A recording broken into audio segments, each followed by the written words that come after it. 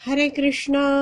श्रीमद भगवद गीता जशी आहे तशी, अध्याय 4. अध्यायाचं नाव आहे ज्ञान कर्म संन्यास योग. आज आपण 13वा श्लोक वाचायला सुरुवात करणार आहोत. त्याआधी श्रील प्रभुपादांना प्रार्थना करूया. हे श्रील प्रभुपाद, आम्ही भगवद्गीता ग्रंथ वाचून समजून घेण्याचा प्रयत्न करीत आहोत. त्यासाठी आम्हाला आशीर्वाद द्या. धन्यवाद प्रभुपाद. चातुर्वर्ण्यं मया सृष्टं गुणकर्म विभागशः तस्य कर्तारम् अपि मां विद्धि अकर्तारम् अव्ययम्. तर भाषांतर वाचूया. भौतिक प्रकृतीचे 3 गुण आणि त्यांना म्हणजे त्या गुणांना अनुरूप अशा कर्माला अनुसरून मी म्हणजे भगवान श्रीकृष्ण म्हणतात, मानवी समाजाचे 4 विभाग निर्माण केले आहेत. आणि तू जाणले पाहिजेस की, हे अर्जुना, तू जाणलं पाहिजेस की जरी मी या व्यवस्थेचा कर्ता असलो तरीही मी अव्ययी असल्यामुळे अकर्ताच आहे. तर थोडे शब्द समजून घेऊया. चातुर्वर्ण्यम मया सृष्टम. चातुर्वर्ण म्हणजे मानवी समाजाचे 4 जे विभाग आहेत. तर वर्ण म्हणजे कोण आहे? ब्राह्मण, क्षत्रिय, वैश्य आणि शूद्र. तर हे जे मानवी समाजाचे 4 विभाग आहेत, मया सृष्टम, भगवान श्रीकृष्ण म्हणतात माझ्याकडून हे उत्पन्न करण्यात आले आहेत. कशा रीतीने, कशाच्या आधारावर उत्पन्न केलं आहे? गुण कर्म विभागशः, म्हणजे गुण आणि कर्म यानुसार हे विभाग निर्माण केले आहेत. पुढे भगवंत म्हणतात तस्य कर्तारम अपि.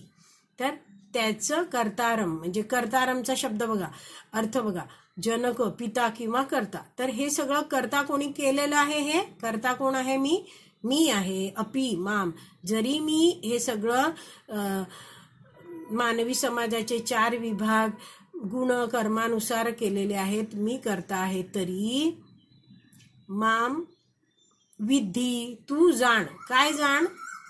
अकर्तारम. अकर्तारम म्हणजे अकर्ता, अव्ययम, अपरिवर्तनीय. म्हणजे पहिले तर म्हणतात मी करता आहे, हे सगळं मीच केलंय, पण तू जाण की मी कोण आहे? अकर्ता आहे. म्हणजे मी अकर्ता आहे, म्हणजे मी हे केलेलं नाहीये. म्हणजेच काय आहे? कर्तापणाची भावना नाहीये. म्हणजेच काय इथे दिलाय? शेवटचा शब्द आहे अव्ययम, म्हणजे अपरिवर्तनीय. मी कसा आहे?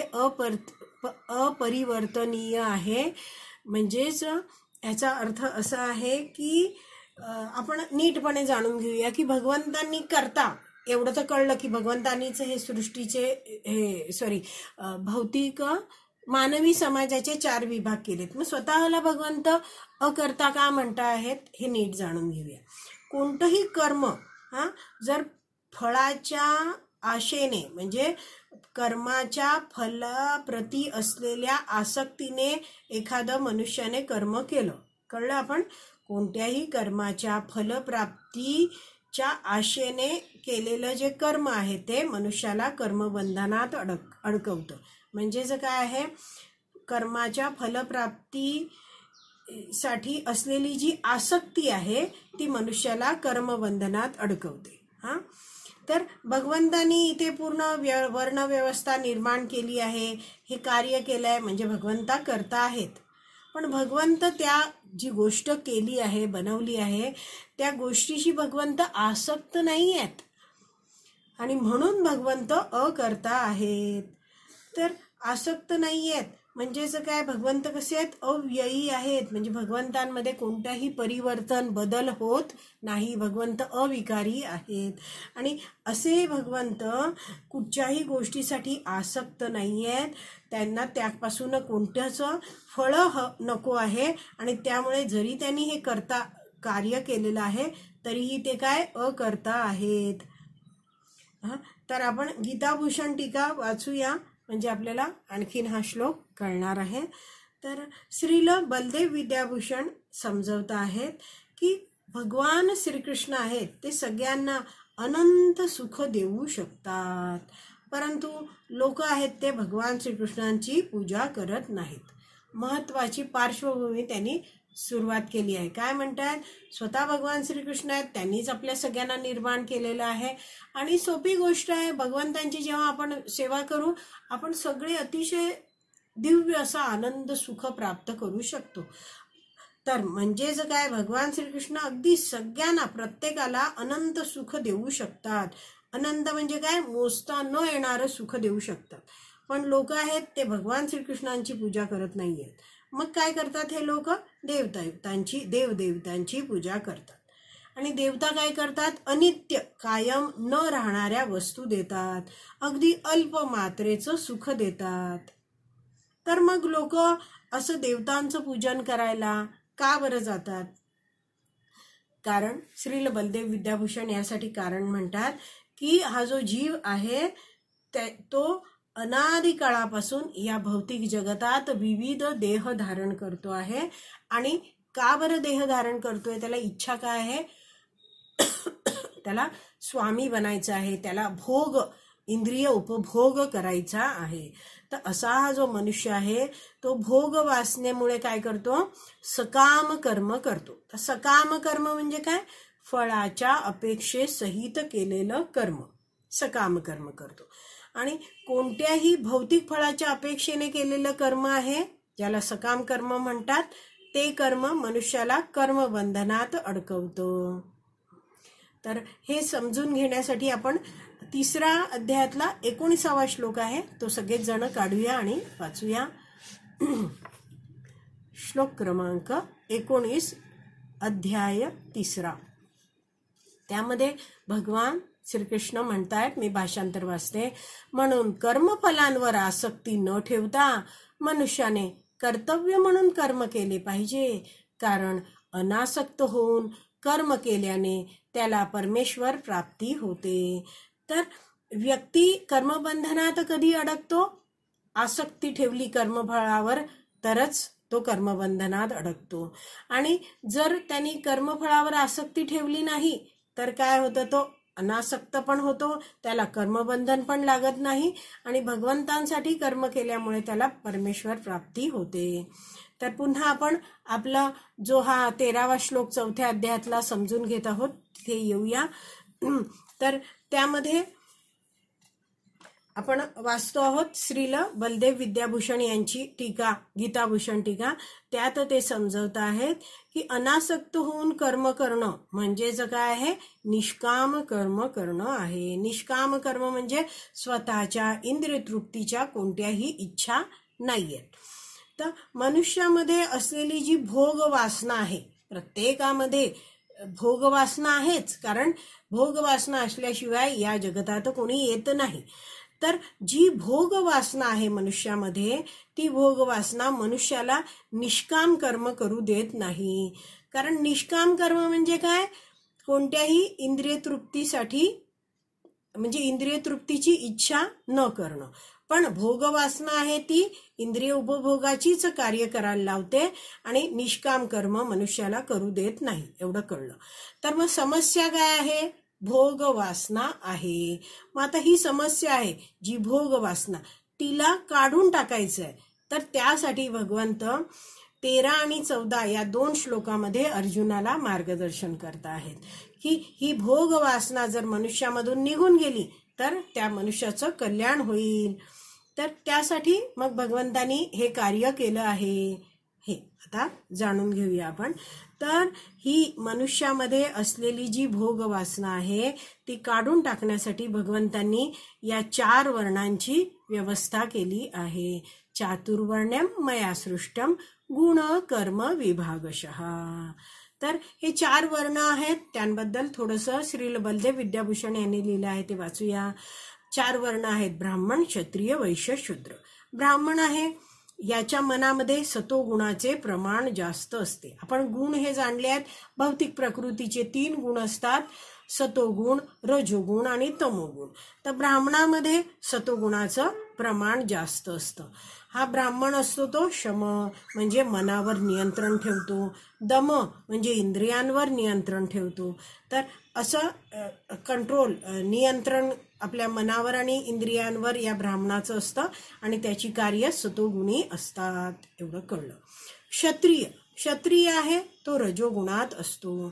तर क्षत्रियाची कार्य काय आहे? संरक्षण करणं. क्षत्रिय क्षत त्रायते इति क्षत्रिय. क्षती क्षत म्हणजे काय? जखमा होणं, ह्यापासून वाचवणारा आहे तो क्षत्रिय. क्षत्रिय काय करतो? युद्ध वगैरे करतो आणि रक्षण करतो. नंतर प्रशासन व्यवस्था क्षत्रिय बघतो. तर हे त्याचं प्रमुख काम आहे. तर क्षत्रिय आहे तो रजोगुणात असतो. आता तिसरा आहे वर्ण आहे तो वैश्य. तर वैश्य आहे तो तमोगुण आणि रजोगुण दोन्ही मिश्र स्वरूपात असतात. तर याची कार्य काय आहेत? कृषी. कृषी म्हणजे शेती, गोरक्षा गायींचं रक्षण करणं, गायींचं पालन करणं आणि वाणिज्य व्यापार करणं. तर अशी ही मुख्य कर्म वैश्याची असतात. आणि शूद्र हा चौथा वर्ण आहे. तो त्याच्यामध्ये तमोगुण प्रमुख असतो. तर तमोगुणी असलेला जो व्यक्ती आहे, तर तमोगुणात असलेल्या व्यक्तीचं कार्य कसं असतं? काय चांगलं काय वाईट हे त्यांना समजत नाही. मग ह्याचं कल्याण कसं होणार? आणि त्यामुळे जे 3 वर्ण आहेत जे धर्मानुसार वागत आहेत, तर त्या 3 वर्णांची जर या शूद्रांनी सेवा केली तर काय होतं? त्या सेवेला म्हटलं जातं परिचर्या. आणि तशी सेवा जेव्हा हा शूद्र व्यक्ती करतो तेव्हा आपोआपच धर्मानुसार आचरण त्याचं होतं. 3 वर्ण जे वैदिक आदेशानुसार वागतायत त्यांची सेवा केल्यामुळे हा शूद्र आहे तो आपोआप त्याचं आचरण शुद्ध होतं, धर्मानुसार होतं. आता पुढे श्रील बलदेव विद्याभूषण म्हणत आहेत की गुण आणि कर्मानुसार हे 4 वर्ण भगवंतांनीच निर्माण केले आहे. भगवंतच त्यांचे पालन करत आहेत आणि प्रलयानंतर सर्व गोष्टी आहेत ते भगवंतांमध्येच सामावल्या जातात. तर भगवंतच सर्व सृष्टीची निर्मिती करता आहेत. आपण सगळे जीव आहोत ते भगवंतांचेच अंश आहोत. हे शरीर भगवंतांनीच दिलं आहे. बुद्धी, शक्ती, इंद्रिय सगळंच भगवंतांनी दिलं आहे. जे अन्न खातो ते अन्नधान्य पिकवायला पृथ्वी भगवंतांनी दिली आहे. ते धान्य वाढण्यासाठी सूर्यप्रकाश, पाणी सगळंच भगवंतांनी दिलं आहे. तर जेव्हा आपण विचार करतो तेव्हा आपल्याला जाणवतं की भगवंतांनीच आपल्याला निर्माण केलं आहे. सगळी सृष्टी भगवंतांनी निर्माण केली. आपलं पालन पोषण पण भगवंतच करत आहेत आणि प्रलय पण भगवंतांद्वारेच केला जातो. आणि सगळे जे जीव आहेत, सगळ्या जे निर्माण केलेल्या गोष्टी आहेत त्याही भगवंतांतच सामावल्या जातात. तर पुढे वाचते आहे, वेदांमध्ये भगवंतांनी वर्णाश्रम धर्मानुसार मनुष्याने कशा प्रकारे स्वतःची स्वकर्मे स्वधर्माचं पालन करायचं हे मार्गदर्शन दिलं आहे. तो वैदिक शास्त्र इतक्या सुरेखरित्या लिहिलं गेलं आहे आणि त्यात प्रत्येक व्यक्तीसाठी मार्गदर्शन आहे. एखादा व्यक्ती तमोगुणात आहे तर त्या तमोगुणातल्या व्यक्तीला मार्गदर्शन आहे की त्यांनी असं कार्य करावं की तमोगुणातनं तो हळूहळू वरचा गुण आहे रजोगुण त्याप्रती येईल. आणि रजोगुणातील व्यक्ती आहे त्याला असं मार्गदर्शन आहे की वैदिक शास्त्रानुसार तो वागतो आहे तर हळूहळू रजोगुणातून तो सतोगुणात वरच्या गुणात येईल. तर हे सगळं मार्गदर्शन वेदांमध्ये दिलं आहे. जो कोणी वर्णाश्रम धर्मात आहे, कोणत्या वर्णात आहे, कोणत्या आश्रमात आहे, तर त्यांनी कोणती कर्म करावी, स्वतःची कर्म काय आहेत, कसं स्वधर्माचं पालन नीटपणे करायचं, हे सगळं मार्गदर्शन दिलं आहे. तर वर्ण तर हा शब्द समजला, ब्राह्मण, क्षत्रिय, वैश्य, शूद्र. आश्रम म्हणजे काय? ब्रह्मचारी आश्रम, गृहस्थ आश्रम, वानप्रस्थ आश्रम आणि संन्यास आश्रम. तर कोणत्याही आश्रमात व्यक्ती असो, कोणत्याही वर्णाचा असो, त्यांनी आपली आध्यात्मिक प्रगती कशी करावी, आपल्या चेतनेचा विकास कसा करावा, या सगळ्याचं मार्गदर्शन वेदांमध्ये दिलेलं आहे. प्रत्येक वर्णाच्या व्यक्तीचा अधिकार वेगवेगळा असतो. प्रत्येकाचा अधिकार वेगवेगळा आहे. अधिकार वेगवेगळा आहे म्हणजे काय? जसं कुणाचा कर्म अधिकार आहे तर कुणाचा ज्ञान अधिकार आहे. म्हणजे आता बघा कितीतरी लोक आहेत ते आपण जाणू शकतो, कितीही त्यांना वेगवेगळ्या सेवा द्या ते सेवा करतात, पण जसं प्रवचन सुरू झालं आहे ते फार काळ जागा राहू शकत नाही, त्यांना त्यात झोप येऊन जाते. तर मग हा अधिकार आपण समजू शकतो की खूप सारं कर्म करायला आवडतं आहे तर त्याचा कर्म अधिकार आहे, आणि खूप सारा हा जो ज्ञानासाठी बसतो आहे, विचार करतो आहे, तर त्याचा ज्ञान अधिकार असतो. तर असे काय आहेत, वेगवेगळ्या प्रकारची लोक आहेत. पण वेदांमध्ये कसं मार्गदर्शन आहे बघा, वेदांमधील हे मार्गदर्शन इतकं सुरेख आहे की त्यानुसार व्यक्ती वागला तर हळूहळू त्याचे शुद्धीकरण होऊन त्याची आध्यात्मिक प्रगती होत जाते. वैदिक आज्ञा आहेत त्या पाळल्यामुळेच मनुष्याचं शुद्धीकरण व्हायला लागतं. तर पूर्वीच्या काळी आपण जाणतो की सगळी जी मुलं असायची ती गुरुकुलात, गुरूंकडे आश्रमात शिकायला जायची, आणि गुरु आहे तो त्यांना शिकवताना विद्यार्थ्यांची वृत्ती ओळखायचा की हा विद्यार्थी आहे त्याचा कल कुठे आहे, त्यानुसार गुरुजी मार्गदर्शन करायचे. विद्यार्थ्यामध्ये जर क्षत्रिय वृत्ती दिसते आहे तर त्याला गुरुजी क्षत्रियाचं शिक्षण द्यायचे. जर एखादा आहे त्याच्यात ब्राह्मणी वृत्ती आहे, त्याचा कसा अधिकार आहे, त्यानुसार गुरुजी आहेत ते त्याला कार्य करायला शिकवायचे. तर ज्याला वैदिक शास्त्र वाचनाची योग्यता आहे, म्हणजे जो फार काळ वैदिक शास्त्र वाचू शकतो, तर मग काय आहे तो तसा वागेल, मग त्याला तसं जास्त वैदिक शास्त्र शिकवलं जायचं. पण एखादा विद्यार्थी आहे ज्याच्यात मध्ये कर्म अधिकार जास्त आहे, तो खूप काळ वाचायला, वैदिक शास्त्र वाचायला बसू शकत नाहीये, तर मग त्याला तसं कर्म जास्त करण्याचा मार्गदर्शन केलं जायचं. जसं आपण आधी पण चर्चा केली होती की एक शेतकरी होता, तो एका भक्ताचा मित्र होता, आणि भक्ताला त्यांनी येऊन सांगितलं की मी सगळेच जात आहेत म्हणून मी पण ध्यान शिबिराला गेलो होतो एका ठिकाणी, आणि त्यांनी सांगितलं आता ध्यान करा. तर ध्यान करा, मला समजे ना कशावर ध्यान करू. सकाळची वेळ होती, मी ध्यान केलं की यावेळी मी माझ्या रोज शेतात जातो आणि पाणी सोडतो, वॉटर पंप, पाण्याच्या पंपाचं, आणि मग ते पाणी वाहत वाहत आधी माझ्या मोठ्या झाडांना, नारळांना मिळतं, मग पुढे पुढे ते पाणी जातं आणि छोटी रोपं आहेत त्यांना मिळतं. तर माझं मन मी ते जाणारं पाणी त्याच्यावर मी केंद्रित केलं होतं. तर असा व्यक्ती आहे ज्यांनी सतत कार्यच केली आहेत, कर्मच केली आहेत, त्याचा अधिकार कर्म अधिकार आहे. तर खूप काळ तो एकाच ठिकाणी काहीतरी वैदिक शास्त्र वाचन करायला किंवा शांत होऊन नुसतं ध्यान करणं त्याला शक्य होत नाही. त्याला ते कठीण वाटतं की एका जागी बसून अशी कार्य करणं. का? कारण तसा त्याचा अधिकार नाहीये. तर म्हणून वैदिक शास्त्रामध्ये प्रत्येक व्यक्तीच्या गुणधर्मानुसार, गुणकर्मानुसार मार्गदर्शन केलं आहे.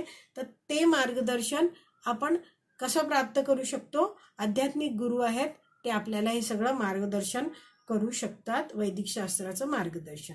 आणि असं वेदांच्या मार्गदर्शनानुसार जेव्हा व्यक्ती वागतो, मनुष्य वागतो, तेव्हा त्याची आध्यात्मिक प्रगती होते, त्याचं हृदय, मन शुद्ध होतं. आपल्याला श्लोक आपण जाणून घेतला आहे श्रील बलदेव विद्याभूषण यांच्या गीताभूषण टीकेतनं. आता आज इथेच विराम देऊया. श्रीमद भगवत गीता की जय. श्रील प्रभुपाद की जय. हरी बोल.